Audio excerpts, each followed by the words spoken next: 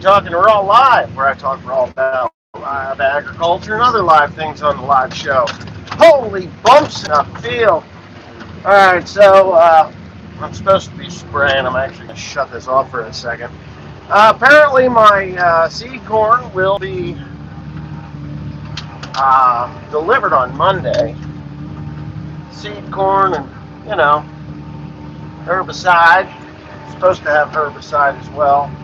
That'll be here on Monday, which is today is Saturday, obviously, and I'm turning in circles for some reason, folding up the booms, and I won't drop those down on. But anyway, so that's going to happen. I got a text message today from a property owner, and she's like, a woman, she's a Democrat. I know she's a Democrat, and I kind of walk lightly around her because her uncle was the one that had the farm originally, and I like her. She's okay. We don't talk politics, but she's watching too much Facebook, and all over Facebook it's Roundup, kill people, lawsuits, make money. If you or someone you know or love has been affected by Roundup, and now Paraquat. Well, when I was a kid, we used Paraquat, right? Everybody used Paraquat. It was like the first burn-down herbicide you could ever get your hands on. Paraquat. Well, Paraquat turned into Gromoxone, and then it went to Gromoxone Extra, then Gromoxone Ultra, or vice versa. And anyway, Paraquat caused the same problems as Roundup. Well, I think it's funnier than hell because probably 99% of my viewers don't know what Paraquat was. Well, they do now because it's Gromoxone, Gromoxone Extra, Gromoxone Ultra, Gromoxone Supreme, Gromoxone. Okay, so if you got Gromoxone on you, it would make you very, very sick, and you could possibly die. There was no antidote for Paraquat, or Gromoxone, as we call it today. Do I think that there's going to be lawsuits? Absolutely.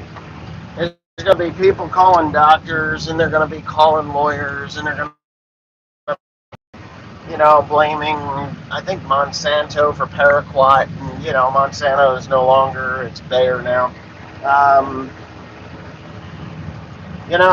It'd be like me filing a lawsuit against Bayer for heroin because Bayer is the producer of heroin back when it was a legal drug, so 1930 something. Heroin, cocaine, lidocaine, all those things, controlled substances. So anyway, whatever. So anyway, what she did was she's like, I don't want you spraying anything on my fields. And I was like, well, okay, I wrote back to her, I was like, herbicide?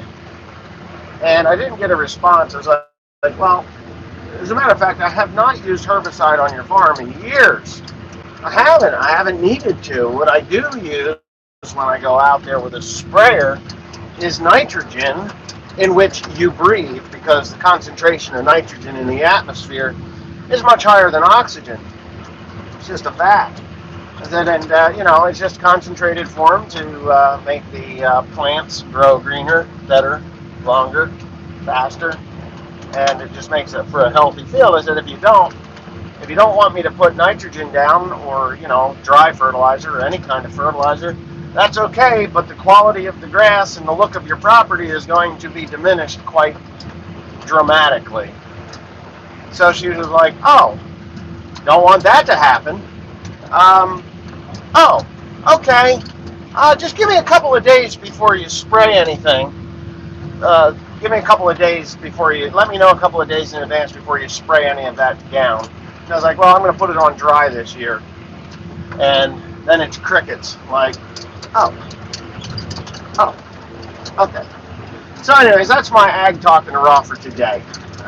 Just some of the silliness that we find, and it's crazy because people think they're informed about products and things that farmers are doing, and the fact of the matter is they don't know anything about what we're doing, which could easily be researched, and you can find out what farmers are doing with their fields and what kind of products we are using with our farm. And maybe you could make an informed and educated argument. But nope, I don't want you spraying anything because I go with a sprayer, the big bad sprayer. I'm putting down bad stuff, and the fact of the matter is I'm not. I don't even have any 2,4-D right now. I haven't had any since last year, and I'm waiting because Monday there will be 2,4-D, and I'm not going to spray anything that's like that on her property because she doesn't want it. The crazy thing is, if we do get a weed infestation over there, I got to deal with a weedy farm, and it's going to suck because anymore you can't even sell the mushroom barns anything with weeds in them. They want basically animal quality feed, grade A, for their mushrooms because they know that it will be a quality ingredients create a quality product, and they just don't want that. And if they find weeds in your products, in your bales, they kick you out. They reject it. No more. Gotta go. So I do blend a small amount of weedy material into the farms or into the loads. So if I do have a farm that's got a bad weed problem, I take and I put it on a good farm, or a good farm's hay, or a farm that I'm actually able to use the herbicides that I need to use to keep my fields nice and clean. And there you go. Bob's your uncle. We're good to go. But there's only so much of that crap that I can do before I end up with an issue. I don't like issues, I just don't like issues. So, anyhow, I have my seed corn. I'm going to have about 320 of corn in the ground. And, yeah, and that's okay. So, anyways, I better hang it all up now, and I'll do a